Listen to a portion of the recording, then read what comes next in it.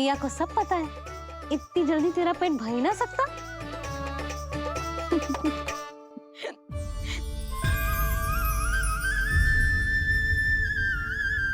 ये क्या है लल्ला? ये क्या था तेरे मुंह में, दिखा।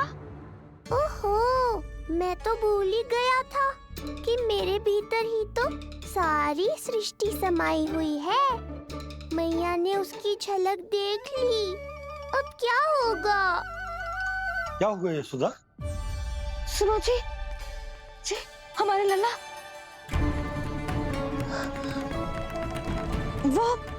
वो इसके मुंह में। क्या? भूल जाओ ना मैया, कुछ नहीं था मेरे मुंह में। लल्ला मुंह खोल के बाबा को दिखा। अरे क्या देख रही है उसके मुंह में? अवश्य ही मेरा दृष्टि भ्रम होगा, किंतु ऐसा भ्रम। अरे बताओ ना यशोदा, या फिर मुहूर्त शीघ्र ना बताने की बात का प्रतिशोध ले रही हो तुम? ना ऐसी बात ना है। तो फिर बताओ ना क्या बात है? हा? मैंने लल्ला के मुंह में कुछ देखो। क्या देखो? अब फंस गया मैं। मैया बाबा को सब कुछ बता देंगी और राय का पहाड़ बन जाएगा। फिर कैसे संभालूंगा इन दोनों को? ऐसे लगो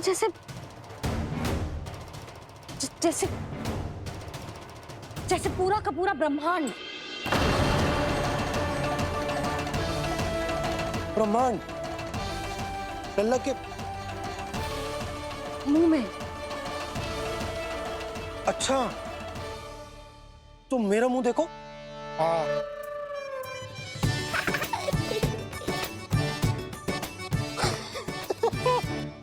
ब्रह्मा। यशोदा, मुझे पता था आप मेरा उपहास उड़ाओगे। अरे नहीं, तुम देखो तो सही।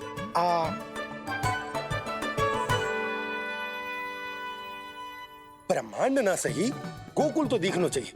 अरे गोकुल को राजा हूं मैं, है कि ना? है? देखो, अरे देखो।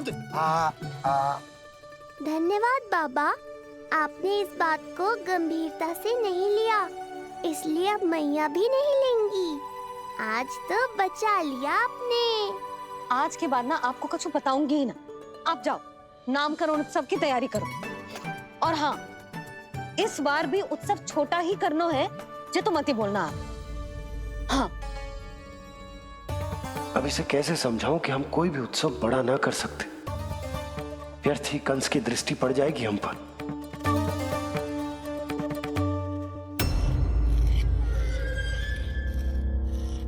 लगता है आपके सैनिक और तलवार दोनों की धार कुंद पड़ गई है महाराज।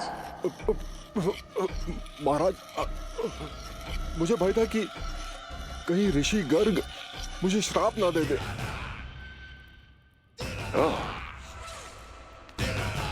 तो श्राप से भयभीत हो गए दुर्जन,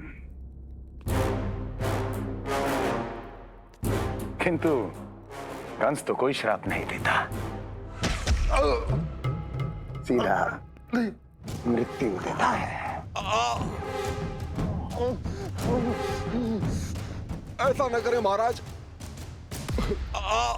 दया करें, दया निदान। यदि मैं उनकी इच्छा के विरुद्ध भीतर जाने की कोशिश करता तो जितनी सूचना मुझे मिली है उतनी भी नहीं ला पाता। तब आपको कैसे पता चलता महाराज कि आपकी बहन और बहनोई मात्र अपनी मृत संतानों के श्राद्ध के लिए वहां नहीं गए थे?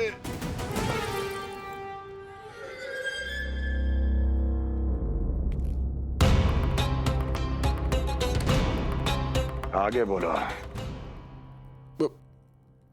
पूरी तरह तो नहीं सुन पाया महाराज, किंतु मैंने स्वयं अपने नेत्रों से देखा है महाराज।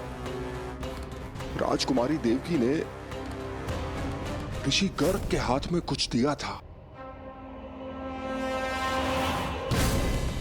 ये सत्य है महाराज, और ऋषि गर्ग ने उन दोनों को वचन भी दिया था। सही समय की प्रतीक्षा कीजिए राजन, आपके दोनों कार्य पूर्ण होंगे। महाराज, मैं आपका सबसे विश्वसनीय सेवक हूं। आपके हर आदेश का पालन करना मेरा अधिकार है और मैंने अपने अधिकारों का पालन किया भी है महाराज। किंतु फिर भी यदि मेरी ओर से कोई भूल हुई हो, मुझे क्षमा करे दयानिधान, मुझे क्षमा करे। इसका अर्थ है कि उत्कच सही कह रहा था। वो दोनों अवश्य ही कोई ना कोई षड्यंत्र रच रहे हैं मेरे विरुद्ध। समय आ गया है, अब मुझे किसी ऐसे की खोज करनी होगी जो उतना ही शक्तिशाली हो जितनी की मेरी ये तलवार।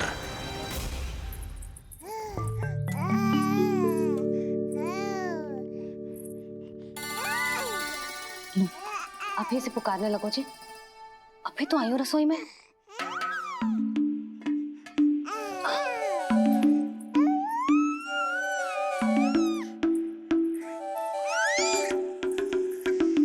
शीघ्र ही तुझे भी अपने बाबा का हाथ बटाना पड़ेगा, समझ रहे हो ना? बटाएगो ना हाथ? अभी जे 100 दिन का भी ना हो और जे इस नन्हे से बालक को काम काज का भार सौंपने की बात करने लगे। काम का नाम सुनते ही मुख से स्वर ना निकल रहे तेरे। अभी तो बड़ा ऊ कर रहा था। बता, हाथ बटाएगो के ना? अरे बता ना।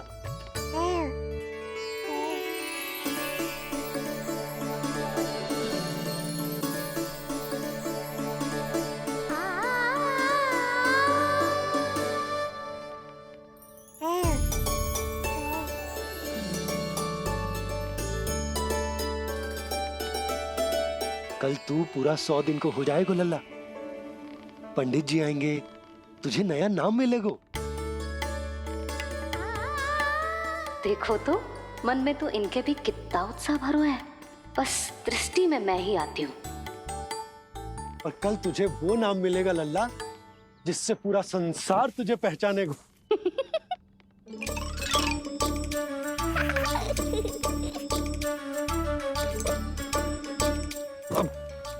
लल्ला, कितना कार्य शेष है और तूने मुझे बातों में लगा लियो। मुझे क्यों फंसा रहे हो बाबा? छुपाने की कोई आवश्यकता ना है। जितनी उत्साहित मैं हूँ उतने ही उत्साहित आप भी हो इसके नामकरण को लेके, पता है मुझे। लल्ला के नामकरण पे उसके बाबा उत्साहित ना होंगे? बिल्कुल होंगे, इसीलिए तो कह रही हूँ अपना उत्साह बांटो अपने लल्ला के साथ। मैं अभी आई। अच्छा, ऐसे तो तुम लल्ला को छोड़ के कहीं ना जाती। अभी कहाँ चली? रोहिणी जिज्जी के पास, और कहाँ? लल्ला और उसके दाऊ के नामकरण की तैयारी करनी है कि ना? कितने लोगों को आमंत्रित करना है, कितने प्रकार की मिठाइयां बनानी है, ढोल वाले को कितने बजे का समय देना है, ये सब सुनिश्चित करना है ना, ताकि जे उत्सव गोकुल का सबसे बड़ा उत्सव हो। अरे सूची देनी है जिज्जी को।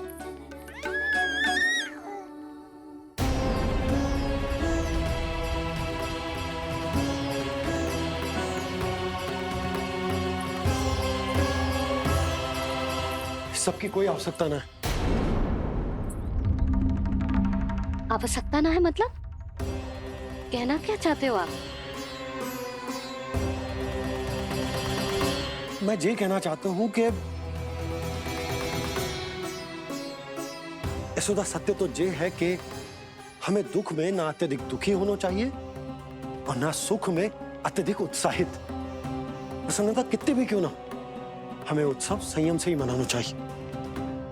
इतने वर्ष संयम ही तो रखा था ना नंद जी।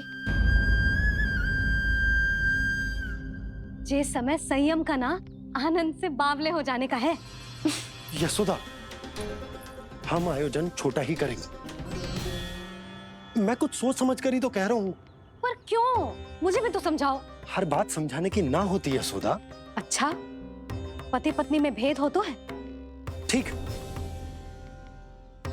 मैं कोई भेद ना रखूं। जो भी अब तक मैंने तुम्हें ना बताया है वो सब बताऊं। ओहो, क्या कर रहे हो बाबा? कंस के बारे में कुछ बता मत देना मैया को। वो मंगला है ना, उसने आज शाम को ही बछड़ा दियो। और भात पत का मांस लगभग बीतने को ही है, तो धीरे धीरे शरद ऋतु आ जाएगी, दूध की हानि भी कम हो जाएगी। हाँ? और वो सरजू है ना, उसको बैद जी ने पूरे पखवाड़े का विश्राम के लिए कहा है।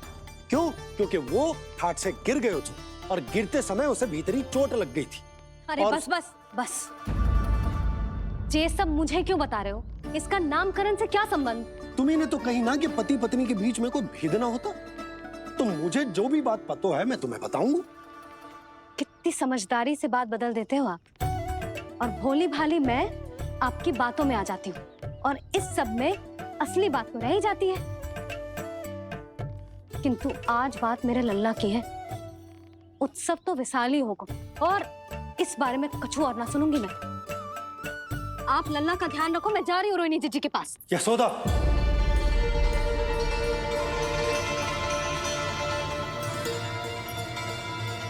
बात केवल सुनने की ना होती, उसे समझना भी पड़ता है।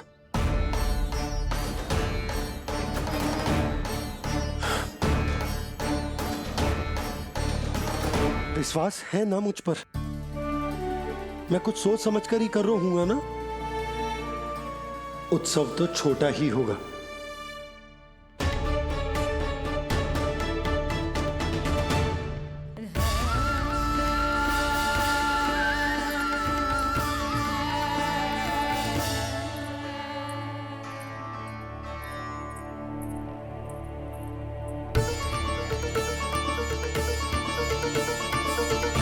क्षमा करना लल्ला, तेरी मैया को डांटना पड़ गया।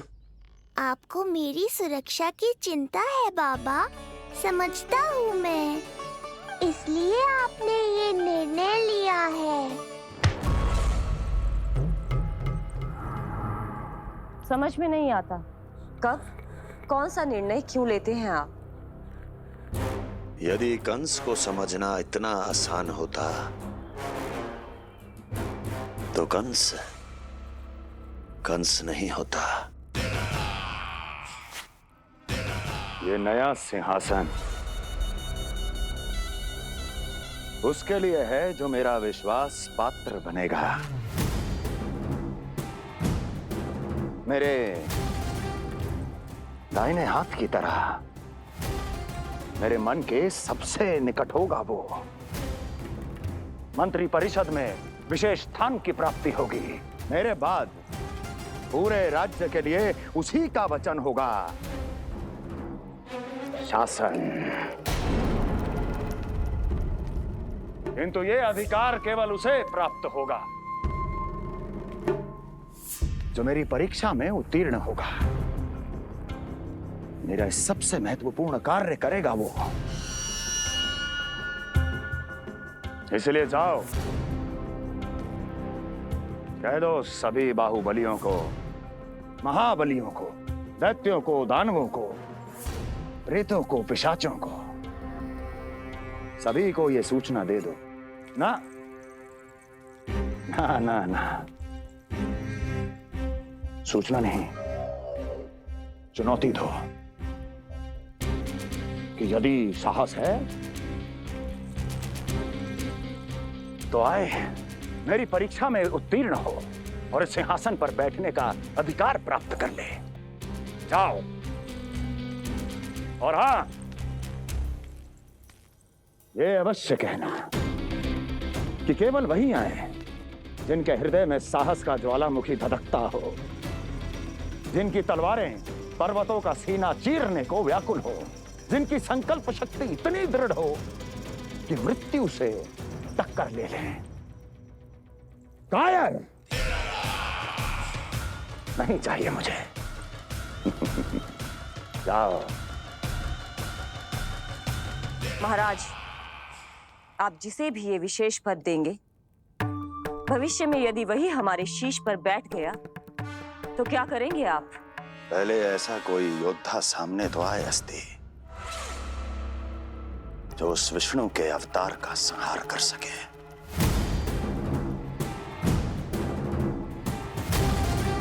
और जहां तक प्रश्न है हमारे शीश पर बैठने का,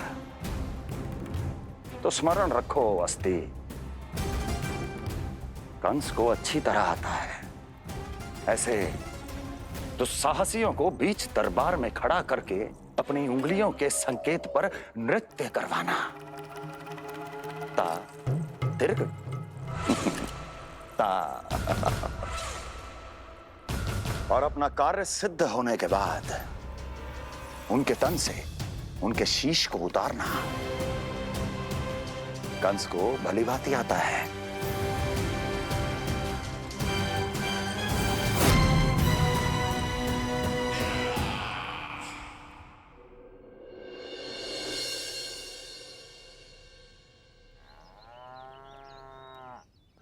पूरे 100 दिन का होगा हुआ तो लल्ला, कम से कम 100 व्यक्ति तो आने चाहिए थे ना तेरे और तेरे दाऊ के नामकरण में। हाँ, अब तुम मुस्कुरा क्या रहो है? तू ही बता, जे भवन देख के लग रहा है कि यहाँ कोई उत्सव है? बिना अतिथियों के कैसा उत्सव और कैसा आनंद, तू ही बता। और मैं करूं भी तो क्या? पता है लल्ला, मुझे तो लग रहा है तेरे बाबा ना कंजूस होगा है। नहीं तो भला और क्या समस्या हो सकती है उन्हें बड़े आयोजन से? अरे गोकुल के राजा का लल्ला है तू, राजकुमार। यदि तेरा आयोजन बड़ा ना होगो तो भला किसका होगो?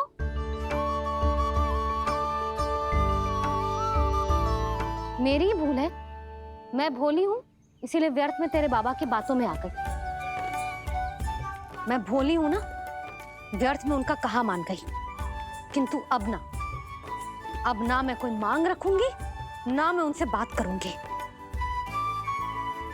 और कहे देती हूँ लल्ला, सावधान जो इस बार तू बीच में आया तो। हाँ नहीं तो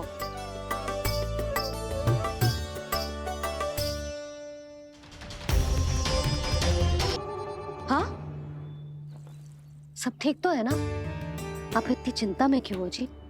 कुछ बुरी सूचना तो ना मिली? अब जे मत ही कहना कि जे भी मुझसे छुपाना पड़ेगा। जो भी है मुझे बताओ। पंडित सदानंद जी महाराज वो नामकरण के लिए ना आ सके। उनकी बिटिया के पांव भारी, उसे लिवाने वो समधियाने गए। ये तो शुभ समाचार है।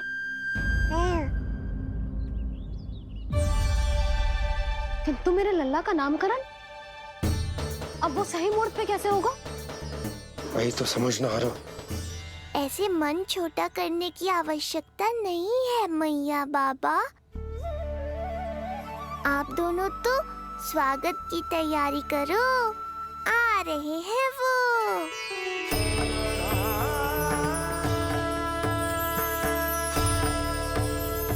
लो, आ गए वो जिनकी मुझे प्रतीक्षा थी। आप दोनों व्यर्थ ही चिंता कर रहे थे।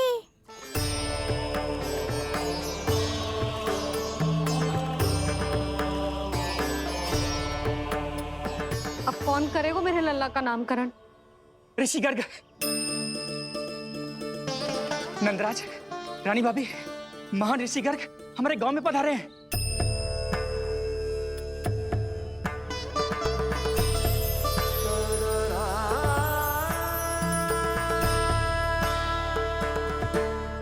ऋषि गर्ग गोकुल में? हाँ नंदराज, और कह रहे थे उन्हें यादव राज वासुदेव जी ने भेजो है रानी जी के पास। अरे तो तुम लोग खड़े खड़े क्या देख रहे हो? जाओ उनके सत्कार की तैयारी करो। जी यशोदा, उनके स्वागत की तैयारी करो। सुनो जी, वो तो यादवों के कुलगुरु है ना, रोहिणी जीजी के यहाँ आए हैं, हमारे यहाँ आएंगे। आप देखती जाओ मैया, वो सीधे हमारे घर ही आएंगे।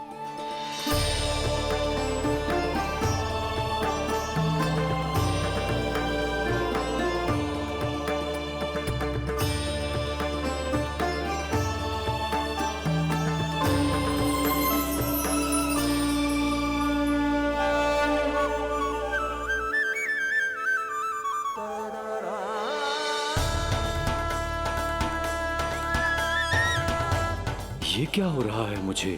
मैं उस भवन की ओर क्यों बढ़ा जा रहा हूँ? क्योंकि आपके यहाँ आने से ही मेरी मैया बाबा की चिंता समाप्त होगी ऋषिवर।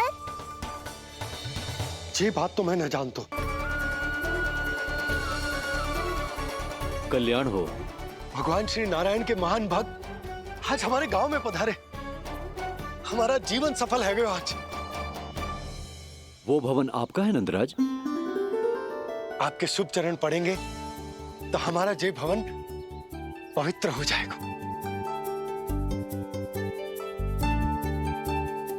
इतने बड़ी ऋषि अगर हमारे घर पधारेंगे तो हमारे तो भाग्य ही संवर जाएंगे। मैया आपके दर्शन को तरस रही है ऋषिवर। संकोच मत कीजिए, अब आ भी जाइए। पधारिए गुरुजी। न जाने क्यों मेरे पांव अपने आप ही आपकी भवन की तरफ जाने को व्याकुल है नंदराज। पधारिए गुरुदेव, आइए।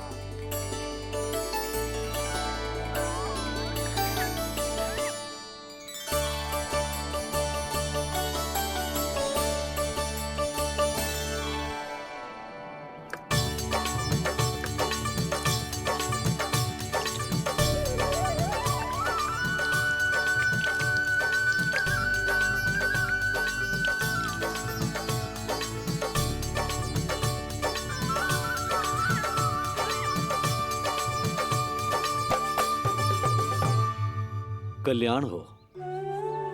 पधारिए।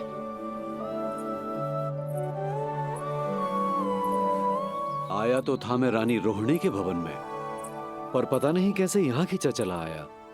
विराजिए गुरुदेव। महाराज, आप इसे भी रोहिणी जिज्जी का ही घर समझिए। मैं अब भी बुला कर लाती हूँ। महाराज, ये हमारा सौभाग्य है कि आपने यहाँ आना स्वीकार किया। कहिए, क्या सेवा करूं मैं आपकी? मुझे आपके भाई वासुदेव ने भेजा है नंदराज।